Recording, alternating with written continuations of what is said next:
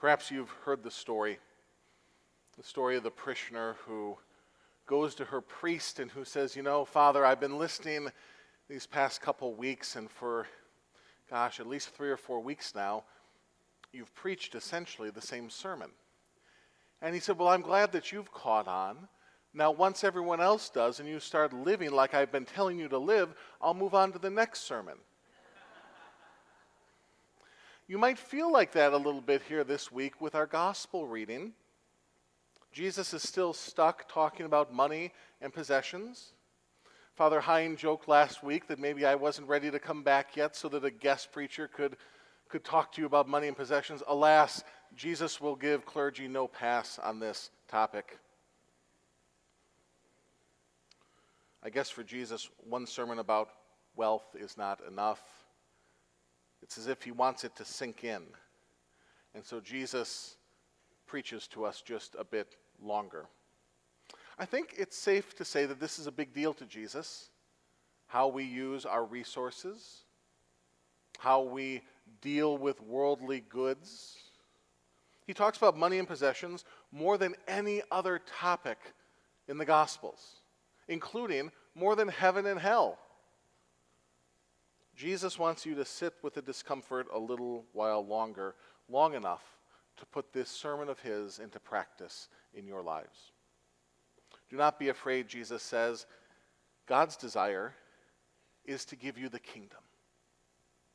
What's happening in this passage, though difficult, is ultimately good news for us, and that's actually seen just a little bit later on when Jesus tells this parable of slaves whom the master serves. And you go, what could be going on here for the master to serve the servants, for the master to feed the slaves? Of course, we're dealing with a good and gracious master, a loving shepherd, a faithful father. We're dealing with a God whose desire it is to give us the kingdom.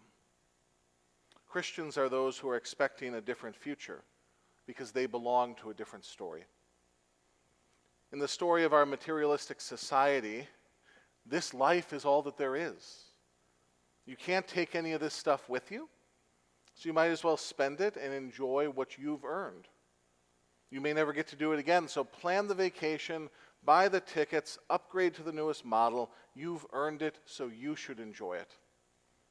You don't know what the future may hold. What kind of future are you expecting?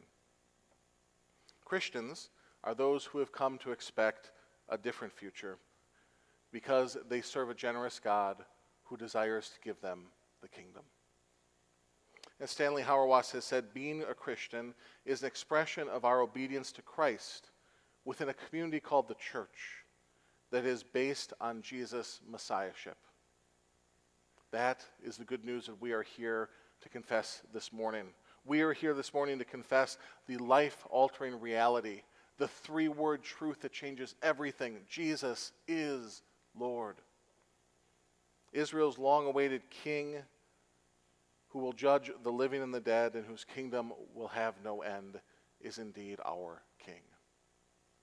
According to Jesus, because we serve a generous God who desires to give us the kingdom, to welcome us to the great feast, well, that changes how we live here and now, how we deal with the things of this earth that are ultimately passing away. Because it is the Father's good pleasure to give you the kingdom, Jesus says, do not be afraid. If that command seems strange, don't be afraid.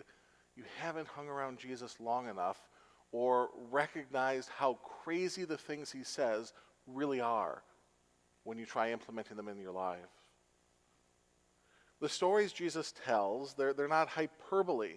He actually expects us to deny ourselves, take up our cross, and follow him. We are the rich man in last Sunday's parable. Our barns, our storehouses, well, there are our investment accounts, our refrigerators, our garages, our storage units that we just continue to put things into, thinking, I'll come back to that, only to realize the Tupperware container's been rotted out for weeks. St. Basil the Great, writing in the 4th century, once said, The bread that is spoiling in your house belongs to the hungry. The shoes that are mildewing under your bed belong to those who have none. The clothes stored away in your trunk belong to those who are naked. The money that depreciates in your treasury belongs to the poor. Do not be afraid is exactly the words people like us need to hear if we're going to follow Jesus the way he calls us to. Our economy runs on the fear of scarcity. We are told that we don't have enough, that we haven't done enough, and that we ourselves are not enough. Successful advertisements make you believe that you will have something more or be something more if you purchase a certain product or attend a certain seminar. When the market is volatile, those of us with means are a bit more cautious with our spending so as not to risk affecting our fundamental or long-term lifestyle. We latch onto the things of this world, and so often for us they can become ultimate things. Things that are not servants to us, but that we are slaves to. Do not be afraid is what people like us need to hear if we're going to follow Jesus the way that faithful saints of old have followed him. The author of the book of Hebrews appeals to the faithful obedience of Abraham and Sarah in this morning's epistle reading. God came to Abraham, a middle-aged man who had set down roots, established himself in his career, made a comfortable life for himself, for him and Sarah in the land of Ur. God said, pack your things, leave your family behind, say goodbye to the gods you're currently worshiping. That's the one that always gets me. God comes to Abraham with this vision for what God's going to do in Abraham's life, and Abraham doesn't even know this God. He's busy worshiping other gods, and God says, you're done with all of that. You're going to worship and follow me now. And that's going to just completely upend your life.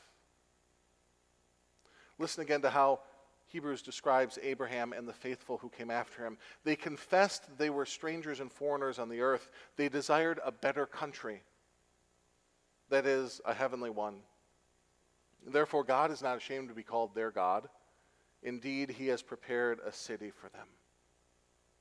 A city, a kingdom. They were not afraid. They knew God's gracious desire was to give them that kingdom, that heavenly city. And it changed the entire way they lived in this life. Now, if I polled you here this morning, I'm going to guess that most, if not all, would say that that's the kind of life you want to live. You want to be like the saints, and you pray that you might find the strength to live similarly in your day here. But in the same breath, I imagine that most of us would also look at the lives we've created for ourselves, at our families, at the rat races we're running, at the jobs that we're giving ourselves to, all of it, and just think, I don't even know how I could begin to do it. I don't know how to follow Jesus like that. Where would I even begin? Remember what Jesus says to his disciples. Most of you can probably quote alongside with me here. He says, where your treasure is, there will your heart be also. There you go. Most of us hear that verse and we think that Jesus is saying, where our heart is, that's where we're going to put our treasure. That's not necessarily untrue. We frequently spend money on people and the things that we love and value, but that's also not always every time the case. There are things we'd like to give to, cases we'd be happy to support. There's only so much money to go around, and there's only so much money that we're willing to let go around. We have to say no at times.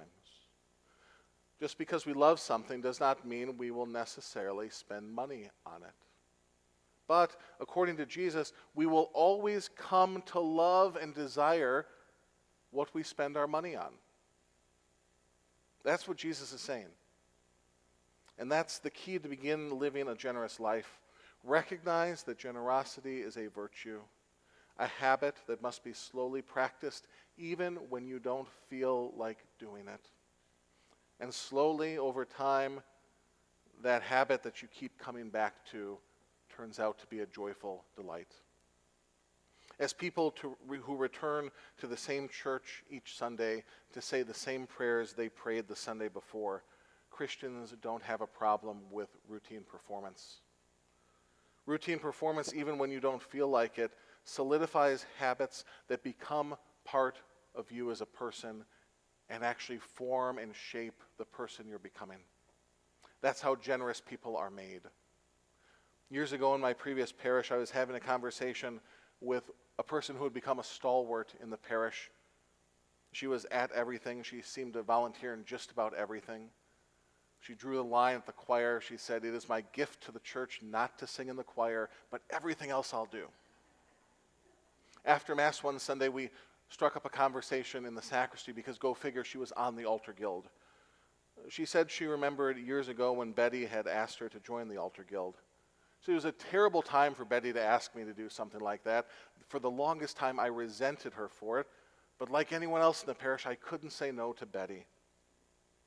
My kids were school age. We were busier than ever. But I just gave in.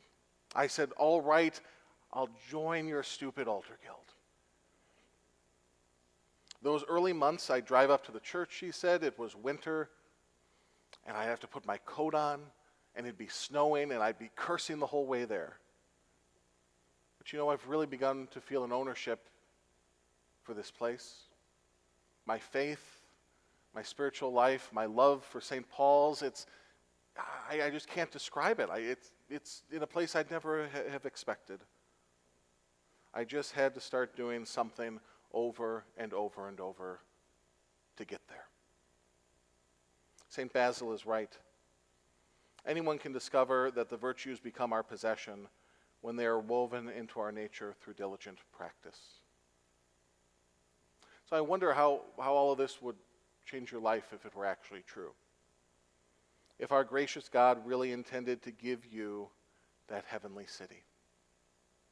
What would it look like if you were as concerned about God's coming kingdom as you were about your next 5 moves to make your portfolio grow or to climb the corporate ladder or to enjoy your retirement years?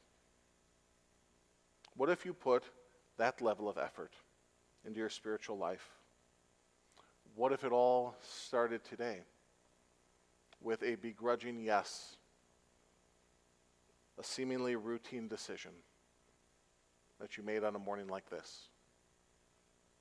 Go ahead, Jesus says. Put your money where you want your heart to be.